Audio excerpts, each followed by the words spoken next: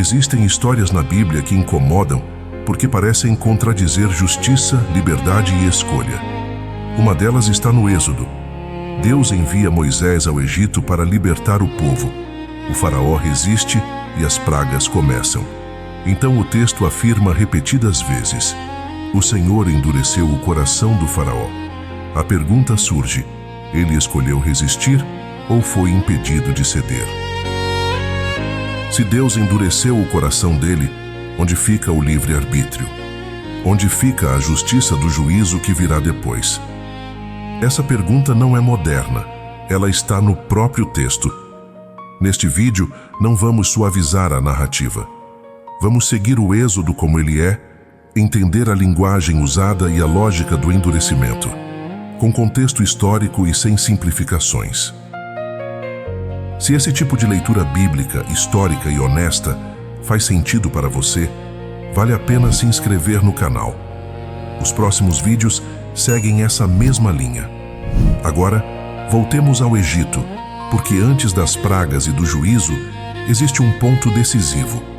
Um coração que se recusa a ceder e uma história que revela o que acontece quando a resistência vira identidade.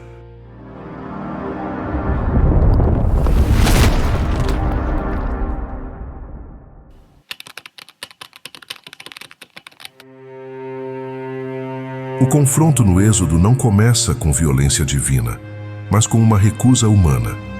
Quando Moisés se apresenta ao faraó, ele não reage com medo nem confusão.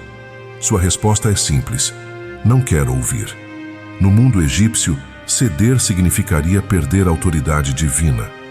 O endurecimento começa como postura, não como imposição. O faraó não é apenas um rei, mas um símbolo vivo da ordem egípcia. Ele se entende como mediador entre os deuses e o povo. A exigência de Moisés ameaça essa identidade. Por isso, a resistência não é política apenas, é existencial.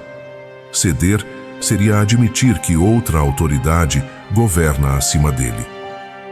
A recusa inicial do faraó acontece antes de qualquer praga. O texto é cuidadoso ao mostrar a sequência. Primeiro vem o não humano, depois o confronto divino. Isso é essencial para entender que o conflito nasce da escolha, não da coerção.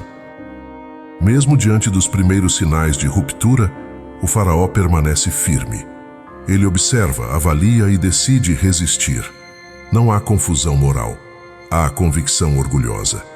O coração começa a se fechar porque não quer ceder, não porque foi forçado a isso. A narrativa constrói um padrão claro.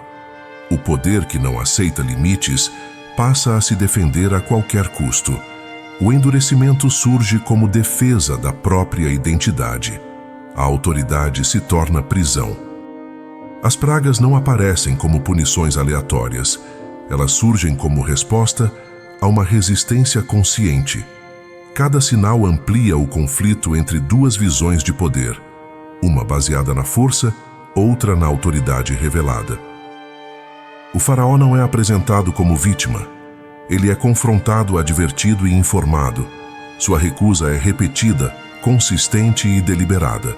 O texto não suaviza essa responsabilidade. Enquanto isso, o Egito começa a sentir o peso das escolhas do seu líder.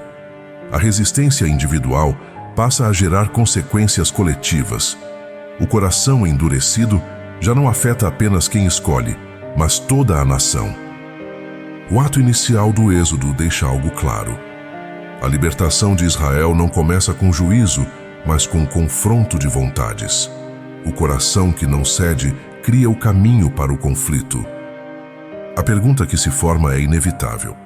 Se o endurecimento começou como escolha, até onde essa escolha pode ir antes de se tornar irreversível? No mundo antigo, o coração não era símbolo de emoção, mas de vontade e identidade. Para egípcios e hebreus, o coração era o centro da decisão. Falar de coração endurecido é falar de uma vontade que se recusa a mudar. Textos egípcios descrevem o coração sendo pesado no julgamento final. Um coração pesado não é forçado, é culpado. Ele carrega o peso das próprias decisões. Esse pano de fundo cultural ilumina o texto bíblico. Quando o Êxodo fala de endurecimento, ele não descreve manipulação mental. Ele descreve uma vontade que se torna inflexível. O coração pesado é o coração orgulhoso.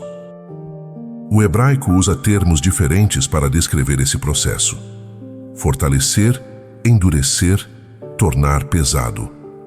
Nenhum deles sugere criação de maldade, mas confirmação de direção. Deus não injeta rebeldia no faraó. Ele permite que a rebeldia escolhida se solidifique. O texto apresenta revelação, não interferência arbitrária. Esse padrão aparece em toda a Bíblia. Quando a resistência é repetida, Deus permite que ela siga seu curso. A recusa contínua gera fechamento progressivo. O endurecimento não remove a liberdade. Ele expõe o resultado de usá-la de forma insistente contra a verdade.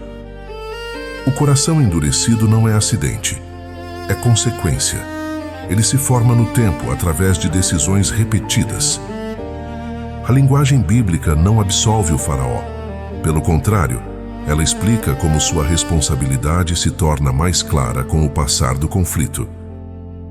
Entender o significado do endurecimento muda toda a leitura do Êxodo. Não se trata de injustiça divina, mas de revelação da condição humana. Antes de o texto afirmar que Deus endureceu o coração do faraó, ele registra algo essencial. O próprio faraó endureceu seu coração repetidas vezes. A ordem importa. O texto constrói a narrativa com cuidado. Primeiro vêm as recusas humanas, depois a confirmação divina dessa trajetória. Cada não do faraó estreita o caminho. O que começa como escolha se transforma em identidade. O endurecimento progressivo mostra que ninguém se fecha de uma vez. O fechamento acontece aos poucos. A Bíblia apresenta esse padrão em outros contextos. A rejeição insistente gera entrega à própria decisão. O faraó não perde consciência moral, ele perde disposição para mudar. A narrativa não acelera o juízo, ela o constrói. Cada etapa deixa mais claro quem o faraó decidiu ser.